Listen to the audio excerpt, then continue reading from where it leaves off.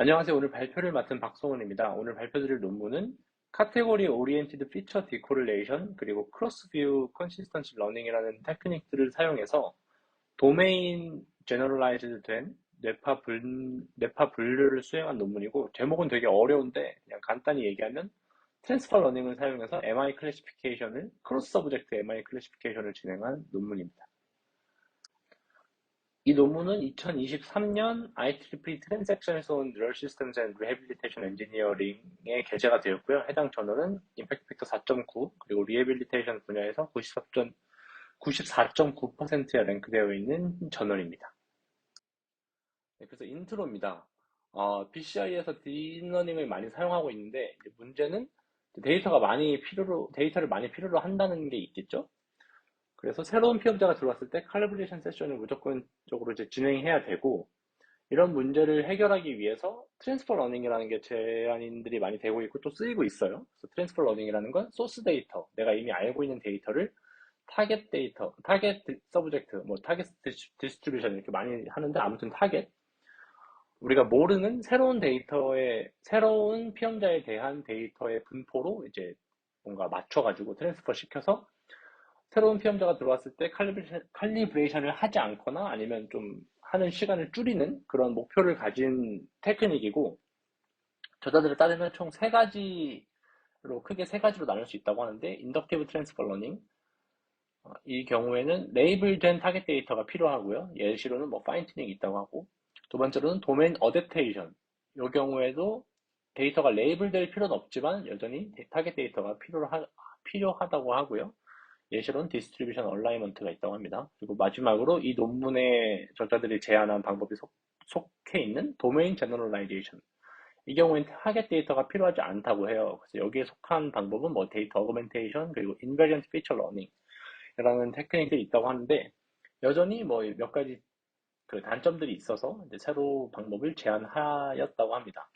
여기서 도메인 제너럴라이제이션을 좀 설명드리기 위해서 좀 더 감이 잡히게 설명드리기 위해서 그림을 하나 갖고 왔는데요. 왼쪽엔 도메인 어댑테이션, 그리고 오른쪽이 도메인 제너럴라이제이션입니다. 그리고 파란색이 우리가 이미 알고 있는 소스 데이터, 그리고 노란색, 초록색, 빨간색으로 되어 있는 게 우리가 모르는 타겟 데이터의 분포입니다. 이렇게 했을 때 도메인 어댑테이션에서는 어떻게 하냐면, 우리가 이미 알고 있는 소스에 대해서 내가 지금 분류하고자 하는 타겟, 여기서는 이제 노란색인데요. 타겟을 소스랑 이제 동일하게 얼라인이 되도록 이렇게 분포를 조정을 해줍니다.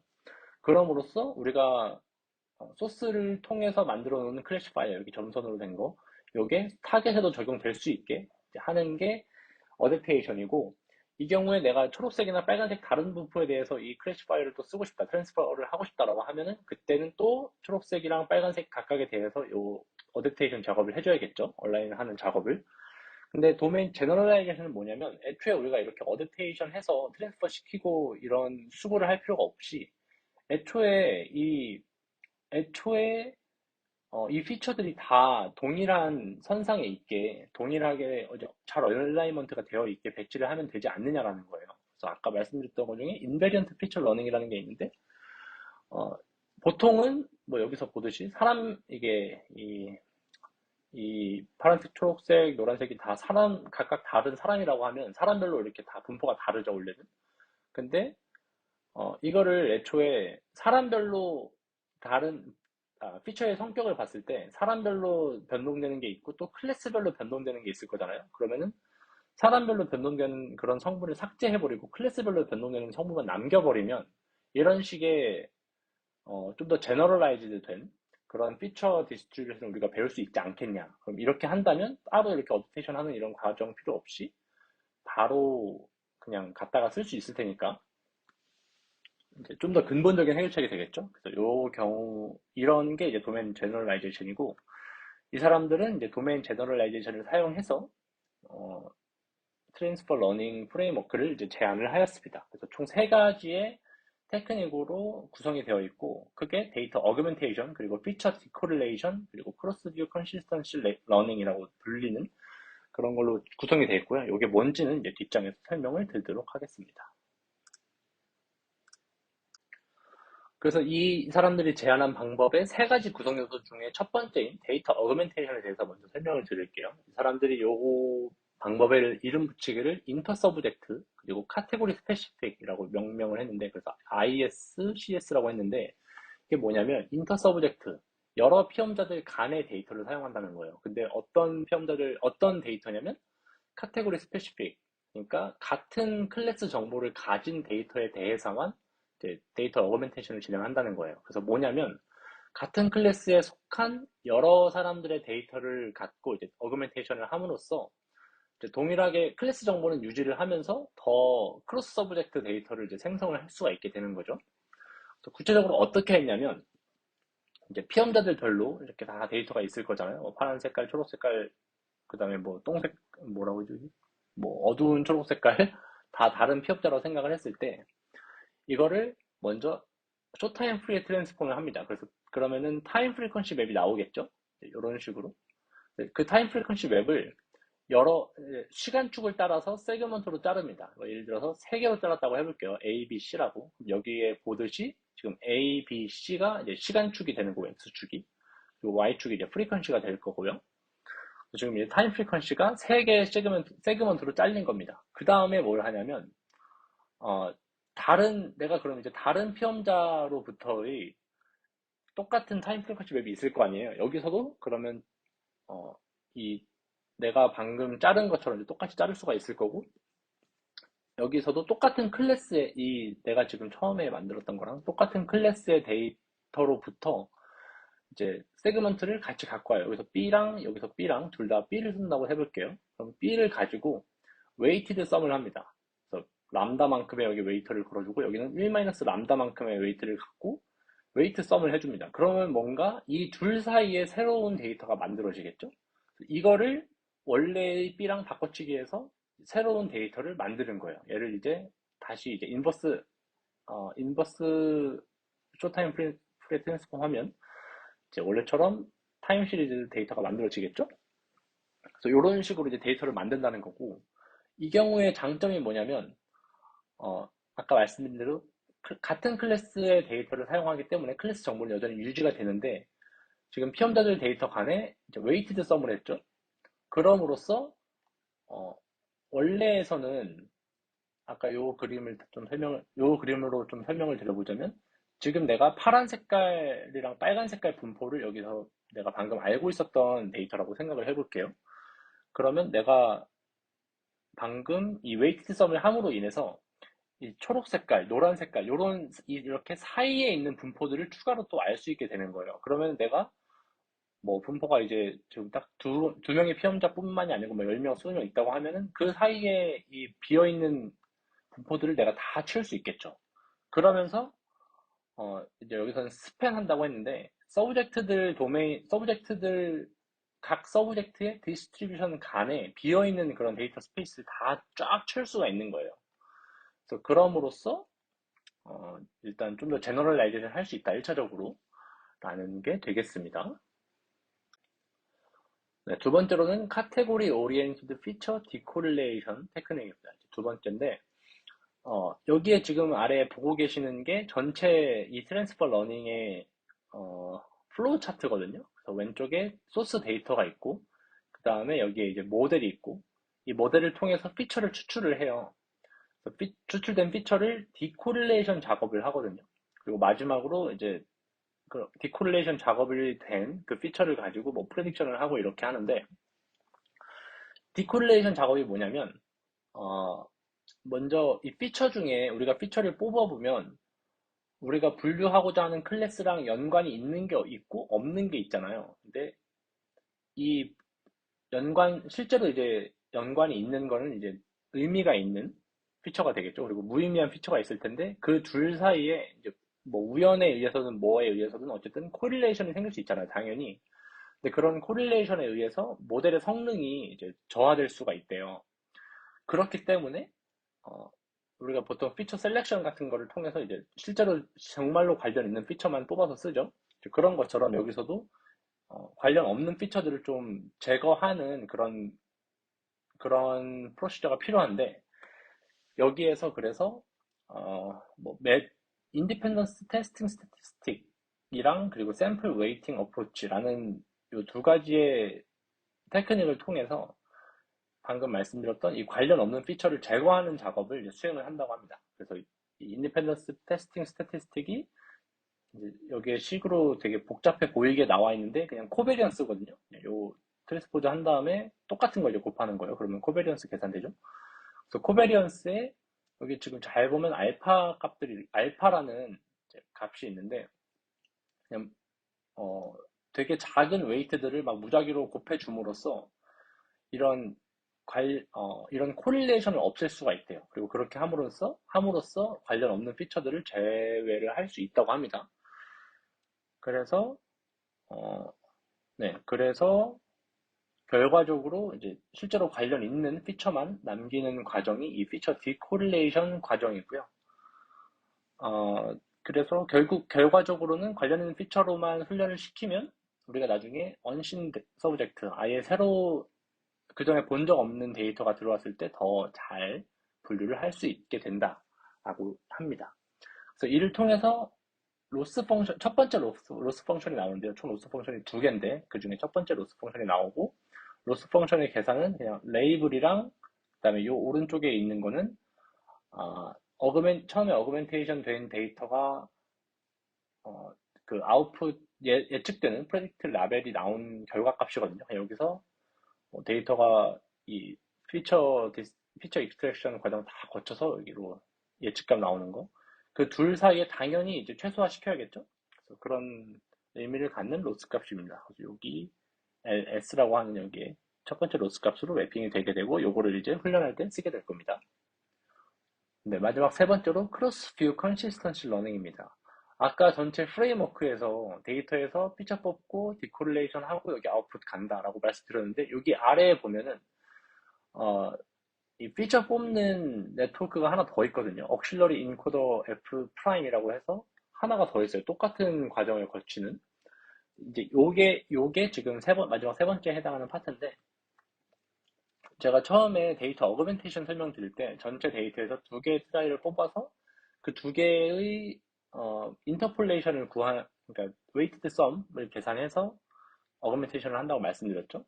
근데 전체 트라이얼 수가 굉장히 많은데 그 중에 두 개를 뽑아서 하기 때문에 그때마다 뭔가 다른 각도에서 이 전체 데이터 분포를 보는 거다라고 이제 주장을 해요. 이 저자들이. 그래서 그걸 뷰라고 하고 전체 데이터에서 어떤 두 개를 뽑느냐에 따라서 그럼 다 다른 뷰가 되겠죠? 그리고 그때마다 뽑히는 피처가 다 이제 얼라인 되어 있지는 않을 거다. 뭔가 이제 컨시스턴트 하지 않을 수 있다라고 이제 이야기를 합니다. 그렇기 때문에 이거를 컨시스턴트하게 맞춰줄 수 있는 과정이 필요한데 그 역할을 해주는 게 바로 여기 나와 있는 억실러리 인코더입니다. 그래서 이게 어떻게 그 역할을 해주냐면 원래는 이제 인코더 하나밖에 안 필요하죠. 왜냐면 피처를 뽑을 때 하나면 되니까 당연히. 근데 원래 우리가 쓰는 인코더에서 뽑힌 피처랑 그리고 이 똑같은 모델을 하나 더 둬서 얘는 이제 여기서 만약에 1번, 2번 트라이를 통해서 피처를 뽑았다고 하면 여기서는 뭐 다른 조합, 뭐 4번, 5번 트라이를 통해서 피처를 뽑는 거예요. 그러면 그렇게 되면 어, 두 가지의 뷰가 이제 서로 동시에 존재하는 거죠. 그리고 그 두 가지의 뷰의 차이를 최소화한다면, 그러면 결과적으로, 그리고 이 과정을 계속 이제 반복하게 되면, 뽑을 때마다 계속 다른 뷰를 볼 거 아니에요? 이 첫 번째 인코더랑 두 번째 인코더랑? 그때마다 계속 이제 똑같이 이 차이를 최소화하려는 노력을 할 테니까, 결과적으로는 전체 뷰에 대해서 계속 똑같은 피처 값을 갖고 가도록 될 것이다. 그럼으로써 더 컨시스턴트하게 될 것이다. 라는 게 이 저자들의 주장이었고, 어, 그래서 그 역할을 해주는 게 여기 아래에 있는 로스 값입니다. 그래서 아까 첫 번째 로스 값은 실제 Y 값이랑, 그러니까 true 레이블이랑 예측된 레이블이랑의 차이를 구하도록 되어 있었는데, 여기서는 이 두 가지 인코더를 통해서 나온 최종 아웃풋 간의 차이를 계산하게 돼요. 그래서 이거를 최소화하게 된다면 결국 이 두 개가 이제 다른 뷰를 통해서 피처를 뽑았을 때 이제 동일한 얼라인 되는 그런 그런 결과를 내도록 되겠죠. 그래서 이제 아까 말씀드렸던 첫 번째 로스값 그리고 두 번째 로스값 이렇게 두 개를 다 고려해서 이 전체 모델을 이제 훈련을 시키게 됩니다. 네, 여기까지가 전체 구조입니다. 네, 이렇게 프레임워크를 제안을 했으니까 이제 실험을 통해서 성능을 검증을 해야겠죠. 그래서 총 3개의 데이터셋을 썼고 다 BCI 컴페티션 데이터셋이고 MI 데이터셋이고 2클래스, 4클래스, 2클래스 이렇게입니다. 그리고 백본 네트워크로는 쉘로우 넷을 사용을 했다고 하고요. 백본 네트워크라는 건 아까 계속 말씀드렸던 모델 중에 인코더 있었죠. 이 피처를 추출하는 단계에 해당하는 모델인데 요거는 이제 어떤 모델이 돼도 상관없는 거거든요. 그래서 이 논문에서는 이제 쉘로우 넷을 썼다고 하고 리본 서브젝트 아웃 크로스 밸리데이션을 통해서 이제 성능을 검증했다고 합니다. 그래서 이렇게 함으로써 항상 이제 한 명의 새로운 뉴 서브젝트가 있는 거죠. 요게 이제 타겟이 되는 거고 우리가 이미 알고 있는 서브젝트가 소스 도메인이 되게 됩니다. 네, 다음은 결과인데요. 먼저 데이터 어그멘테이션 방법에 대한 결과입니다. 요거를 기존의 다른 데이터 어그멘테이션 방법들이랑 비교를 해봤을 때 성능이 어땠냐를 보여주고 있는 거고, 그래서 각각 데이터셋별로 원래 데이터셋만 썼을 때, 그리고 뭐 기존의 다른 방법들을 써서 데이터 어그멘테이션을 하고 이제 분류했을 때, 그리고 마지막으로 이 사람들이 제안한 데이터 어그멘테이션 방법 써서 분류를 했을 때 각각 분류 정확도가 어떻게 됐었냐를 쫙 비교해 보니까 대체적으로 진한 색깔이 이제 가장 높은 분류 정확도인데 대체적으로 이 사람들이 제안한 걸 썼을 때 가장 정확도가 높게 나오더라. 그리고 평균적으로 이제 다 이렇게 비교해 보니까 여기 연한 파란색 이 사람들이 제안한 방법을 썼을 때 제일 높은 분류 정확도를 보이더라. 그래서 우리 게 좋다라고 이제 이야기를 하고 있고요. 요거는 그 아까 데이터를 쇼타임 트랜스폼 한 다음에 세그멘트로 자른다고 했죠. 아까 예시에서 3개로 잘랐는데 요거를 몇 개로 자르냐에 따라서 혹시 성능이 달라지는지를 비교를 해봤는데 뭐 2개, 4개, 6개 이렇게까지 하면서 근데 뭐 크게 차이는 없었다고 합니다.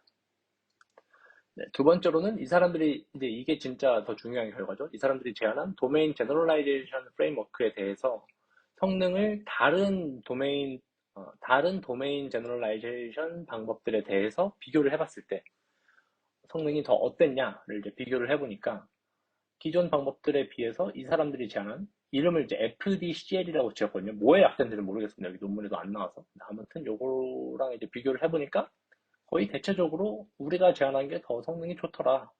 라고 이제 이야기를 하고 있고, 통계 비교도 해보니까, 프리드만 테스트에서 이제 유의미하게 나와서 이제 개별을 해봤더니, 우리 거랑 비교해서 다 이제 유의미하게 우리 게 더 좋은 걸로 나왔다라고 이제 이야기를 하고 있습니다. 그래서 다른 트랜스퍼 러닝, 다른 도메인 제너럴라이제이션 기반의 트랜스퍼 러닝 방법들에 비해서도 우리 게 더 성능이 좋았다라고 이제 이야기를 하고 있습니다.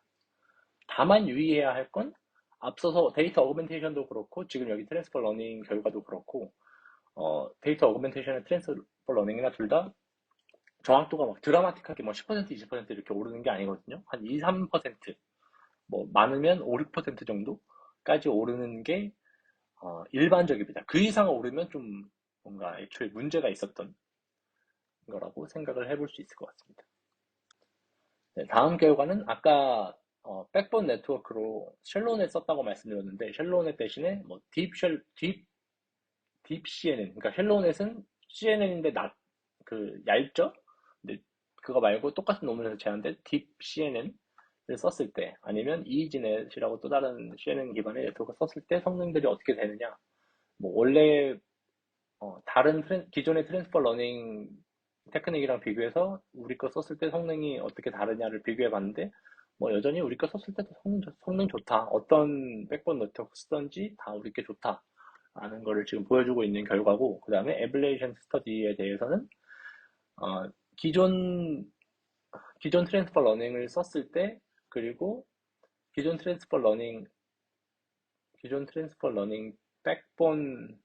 트랜스퍼 러닝의 데이터 어그멘테이션, 우리가 제안한 데이터 어그멘테이션 방법만 적용했을 때, 그 다음에 요게 이제 시나리오 1이라고 하고, 그 시나리오 1에 피처 디코릴레이션 추가했을 때, 아니면 시나리오 1에 크로스 뷰 컨시스턴시 러닝 추가했을 때, 각각 정확도가 어떻게 되는지, 그리고 우리가 이제 제안한 최종적인 FDCL 방법을 제안했을 때 성능이 어떻게 되는지를 보니까, 그냥 아무것도 없이 기존 방법만 썼을 때 대비해서 이제 하나 추가하니까 성능이 오르고, 2개 추가하니까 성능이 오르고, 그 2개를 피처 디콜레이션 하든지 아니면 코레스 뷰 컨시스턴시 하든지 뭐 다 성능이 오르고 최종적으로 우리 거 썼을 때 더 성능이 올랐다. 그러니까 다 이제 뭔가 일정하게 기여를 하고 있다라고 이야기를 하고 있습니다. 다만 제일 좀 효과가 컸던 건 아무래도 데이터 어그멘테이션으로 보입니다. 여기 상승폭을 봤을 때요. 네, 마지막으로 논문 디스커션입니다. 디스커션은 정말로 별게 없었고 그냥 자기들이 제안한 게 되게 좋다, 짱이다 라고 이제 이야기를 하고 있고 어, 그리고 혹시 뭐 아마도 리뷰어가 뭔가 지적해서 해본 게 아닌가 싶은데 이제 새로운 뉴 서브젝트에 대해서 데이터를 아예 안 쓴 게 아니고 조금만 썼을 때 그러니까 뭐 10%, 20%만 썼을 때 성능이 어떻게 되느냐 아예 안 썼을 때에 대비해서 를 한번 봤는데 되게 조금만 써도 10%, 20%만 써도 되게 성능이 많이 올라가는 걸 볼 수가 있었어요. 그래서 뭐 자기들 거 제안한 방법이 되게 좋다라고 한 번 더 이야기를 하고 있습니다. 그래서 요거 논문 보고 좀 생각해 본 거는 아무래도 이제 오픈 데이터 셋도 되게 많이 나오고 그러다 보니까 새로운 방법론적인 아이디어를 생각했을 때 그거를 좀 테스트해보고 그거를 논문화하는 게 되게 쉬워진 것 같아요. 그 얼마 전에 내부학술회에서 BCI 리뷰 저희 랩에서 다 같이 했던 그 리뷰 결과 브리핑하면서도 말씀드렸었는데 오픈 데이터셋이 많이 사용되고 이러면서 아무래도 메소돌로지에 집중된 그런 논문들이 많이 나오다 보니까 그런 논문들이 많이 나오고 있는 거를 보니까 굳이 실험을 하지 않더라도 왜냐면 실험이 되게 좀 타임 컨슈밍하고 레이버 많이 들어가고 그러잖아요. 근데 그거를 안 하고 그냥 방법론적으로만 이렇게 해서 코드 짜고 그냥 오픈 데이터로 띡띡띡 테스트해보고 할 수 있으면 좀 더 이제 빠르게 프로세스가 가능할 테니까 좀 시간도 절약되고 그럼 좀 좋지 않을까라고 좀 생각을 해보았습니다. 되게 좋아진 세상이라고 생각을 해보았습니다. 그리고 제가 이제 2월까지가 계약이 만료라서 이제 더 이상 저널 미팅이 없을 텐데 제가 그동안 되게 저널 미팅 시간을 항상 길게 갖고 갔던 것 같아요. 근데 되게 긴 발표 항상 끝까지 들어주셔서 되게 감사했고, 앞으로도 하시는 연구들 잘 되고 좋은 일 많이 있으시길 바라겠습니다. 네, 긴 발표 들어주셔서 감사합니다.